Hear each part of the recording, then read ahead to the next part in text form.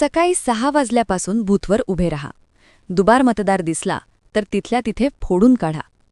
राज ठाकरेंनी शिवाजी पार्कवरच्या सभेतून आणि ठाण्याच्या सभेतून दिलेला हा इशारा. पण सकाळी 6 वाजल्यापासून बूथवर फक्त मनसे आणि ठाकरेंच्या शिवसेनेचे कार्यकर्ते थांबणार नाहीत, तर ठाकरेंचा प्लॅन आहे यावेळी बूथवर भगवा गार्ड उभं करण्याचा. दोन्ही पक्षांकडून मुंबईतल्या मतदान केंद्रांवर ठरलेले टी शर्ट घालून प्रशिक्षित भगवा गार्ड उभे करण्यात येतील. पण हा प्लॅन इथेच थांबणार नाही, कारण यावेळी ठाकरेंनी विक्रमी उत्तेजन द्यायचा निर्धार केलाय. त्यासाठी कामाला लागलीय ठाकरेंची शाखा सिस्टीम भगवा गार्ड तेजस. हा ठाकरेंचा प्लॅन आहे काय? 26 जानेवारीला म्हणजेच मतदानाच्या दिवशी हा प्लॅन भाजपचा गेम कसा फिरवू शकतो पाहूयात या व्हिडिओमधून. नमस्कार, मी जानकी पाटील आणि तुम्ही पाहताय महाराष्ट्र फोकस न्यूज. सगळ्यात आधी बघूयात मतदानाच्या दिवशी ठाकरे बंधूक करणार काय आहेत. तर राज ठाकरे आणि उद्धव ठाकरे या दोघांनीही कुठल्याही परिस्थितीत दुबार मतदान होऊ देणार नाही असा इशारा दिला होता. त्यानंतर आता दोन्ही पक्षांकडून भगवा गार्डची नियुक्ती करण्यात आली आहे. दोन्ही पक्षांकडून या भगवा गार्डांना विशेष प्रशिक्षण दिलं गेलं आहे. आता हे गार्ड म्हणजे या दोन पक्षांचे पदाधिकारीच असतील, पण त्यांची नियुक्ती दुबार मतदान रोखण्यासाठी केली जाईल. निवडणूक आयोगाने जी दुबार मतदारांची यादी जाहीर केली आहे ती यादी या भगवा गार्डकडे देण्यात येणार आहे. मी मराठी भगवा गार्ड असं पुढच्या आणि मागच्या बाजूला लिहिलेले भगव्या रंगाचे टी शर्ट घालून हे गार्ड मतदान केंद्र आणि त्याच्या आजूबाजूच्या परिसरात थांबतील. हे बोगस किंवा दुबार मतदानासाठी येणाऱ्या मतदारांची पडताळणी करतील. पण सोबतच जर कुठे बोगस मतदान होत असेल तर या भगवा गार्डना कळविण्यात यावे असेही ठाकरेंच्या पक्षाच्या नेत्यांकडून सांगण्यात येत आहे. आदित्य ठाकरेंच्या उपस्थितीत बोरिवली देवीपाडा मैदानात हे भगवा गार्ड लॉन्च करण्यात आले. या दोन्ही पक्षांनी 2000 पदाधिकाऱ्यांना प्रशिक्षण दिल्याचं सांगण्यात येते. तर काही माध्यमांमधून प्रत्येक बूथवर हे भगवा गार्ड तैनात असतील असं सांगण्यात येते. राज ठाकरे आणि उद्धव ठाकरे यांनी आपल्या भाषणांमधून दुबार मतदानाचा मुद्दा अनेकदा मांडला होता. विधानसभा निवडणुकीत मोठ्या प्रमाणावर बोगस मतदान झालं आणि त्यानंतर निकाल बदलला असा आरोप त्यांनी केला होता.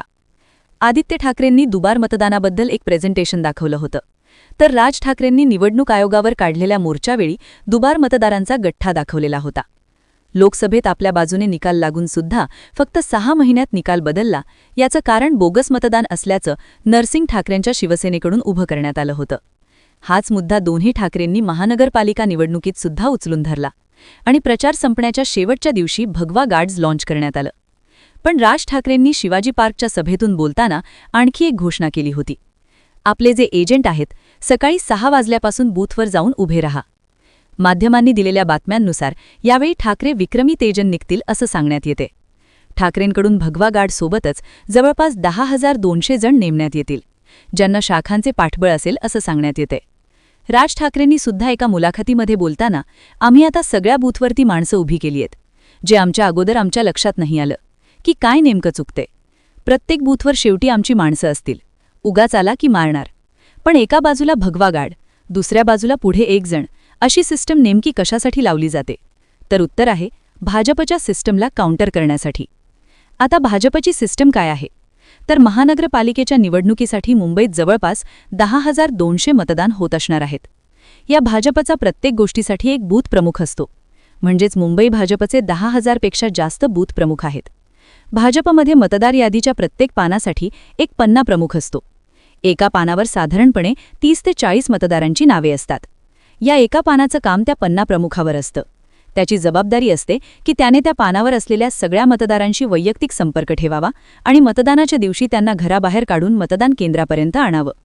मुंबई भाजपचे असे हजारो पन्ना प्रमुख आहेत. त्यात 5 ते 6 बूथ मिळून एक पॉवर फॅक्टर तयार केलं जातं. या सेंटरसाठी एक कॉल सेंटर सुद्धा असतो, म्हणजेच मतदार यादीवर पांडे लक्ष ठेवून भाजप निवडणुकीची यंत्रणा राबवतात. भाजपची ही सिस्टम डेटा आणि टेक्नॉलॉजीवर चालते, ज्याला भाजपच्या यंत्रणेचं बळ असतं. आपले मतदार बाहेर काढणं, त्यांना मतदारापर्यंत आणणं, मतदानाला आलेल्या मतदारांना बूथपर्यंत घेऊन जाणं आणि त्यांच्याशी असलेल्या रोजच्या कनेक्टची आठवण करून देणं, हे काम भाजपची ही सिस्टम प्रभावीपणे करते. यंदा भाजपच्या या सिस्टमला ठाकरेंकडून आव्हान दिलं जाते. त्यासाठी ठाकरेंनी शाखांमधून पुढे येणाऱ्या कार्यकर्त्यांना, पदाधिकाऱ्यांना बूथ एजंट म्हणून काम करण्याची जबाबदारी दिल्याचं सांगण्यात येते. मुंबईतल्या 10 पैकी सगळ्या वॉर्ड्समध्ये ठाकरेंची शाखा आहे. काही ठिकाणी मनसेच्या सुद्धा शाखा आहेत. तिथल्या शाखाप्रमुख लोकांचा वॉर्डातील नागरिकांशी थेट कनेक्ट असतो. कुठल्याही अडचणीला मदतीला धावून जाण्यासाठी हे शाखाप्रमुख ओळखले जातात. भाजपकडे जसे पन्ना प्रमुख असतात तसे ठाकरेंच्या शाखांमध्ये गटप्रमुख असतात, ज्यांच्यावरती काही बिल्डिंग, काही चाळी यांची जबाबदारी असते. त्यामुळे दोन्ही ठाकरेंनी जवळपास 10,000 पेक्षा जास्त गटप्रमुख यांना जबाबदारी दिलीये. म्हणजे ज्या संस्थेमधून भाजप मतदारांना बाहेर काढतं त्या सिस्टमला भगवा गार्ड, बूथ एजंट आणि गटप्रमुख यांच्या माध्यमातून काउंटर करण्याचा ठाकरेंचा प्रयत्न आहे. आता भाजपच्या निवडणूक काम करणाऱ्या या सिस्टमला ठाकरेंची सिस्टम कसं काउंटर करेल? तर लोकसभा निवडणुकीत मराठी आणि मुस्लिम फॅक्टर ठाकरेंच्या बाजूने वर्कआउट झाला होता. तेव्हा अनेक ठिकाणी मतदारांनी रांगा लावल्या होत्या. खास करून मुस्लिम बहुल भागांमध्ये मतदान केंद्रांवर या रांगा दिसून आल्या होत्या. इथून ठाकरेंना आणि काँग्रेसला भरभरून मतदान झालं होतं. त्यानंतर विधानसभेला सुद्धा वाढलेलं मतदान आपल्या बाजूने वळवून ठाकरेंनी 10 जागा जिंकल्या होत्या. त्यामुळे हे एक गठ्ठा मतदान दोन्ही ठाकरे एकत्र आल्याने वोट बँकेची वाढल्याचे चित्र. याचा प्रत्यक्ष मतदानात फायदा करून घेण्यासाठी ठाकरे उत्सुक असतील. त्यात मुंबईत एक जाहीर सभा घेत ठाकरे बंधू आणि ठाकरे कुटुंब यांनी शाखा भेटीवर भर दिला. शाखांमध्ये जात तिथल्या कार्यकर्त्यांना, जुन्या शिवसैनिकांना भेटत ठाकरेंनी शाखा सिस्टम ॲक्टिव्ह केली आहे. भाजपच्या बूथ एजंटकडे टेक्नॉलॉजी असली तरी ठाकरेंच्या शाखांचे भावनिक कनेक्ट भाजपच्या सिस्टमला कंट्रोल करू शकतं. काँग्रेस आणि ठाकरे एकत्र नसल्याने मराठी इतकाच अमराठी फॅक्टरसुद्धा जोरदार चालणार असल्याने मतविभाजन रोखण्यासाठी सिस्टमच्या माध्यमातून एक मतदान आपल्या बाजूने फिरवण्याचा ठाकरेंचा जोर असेल.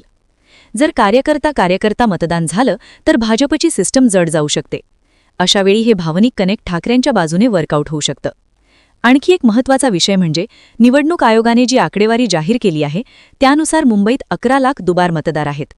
या मतदारांना प्लॅनिंग करण्यात येईल, नावापुढे 2 स्टार करण्यात येतील असं आयोगाने सांगितलं असलं तरी दुबार मतदारांना 2 ओळखपत्र आणि एकाच ठिकाणी मतदान करणार असं हमीपत्र दाखवावं लागेल असं सांगितल्याने आणखी संभ्रम तयार झाला. त्यामुळे भगवा गाडकांना हे दुबार मतदान काही टक्क्यांनी जरी रोखता आलं तरी निकालावर फरक पडू शकतो अशी चर्चा आहे. त्यात भगव्या रंगाचे टी-शर्ट, त्यांच्यामुळे होणारी वातावरण निर्मिती यामुळेही ठाकरेंकडे जाणाऱ्या मतदानाचा टक्का वाढू शकतो असंही बोललं जाते. पण या सगळ्यात एक मुद्दा आहे तो भगवा गार्ड्स आणि विक्रमी संख्येत नेमण्यात आलेल्या बूथ एजंट्सवर कारवाई होणार का याचा. सत्ताधारी भाजपने सुद्धा भगवा गार्ड्स देण्यावरून ठाकरे बंधूंवर टीका केली आहे. भाजपचे मुंबई अध्यक्ष अमित साटम यांनी हा अराजकता माजवण्याचा प्रयत्न आहे. दुबार मतदार कोण हे निवडणूक अधिकारी ठरवतील ना.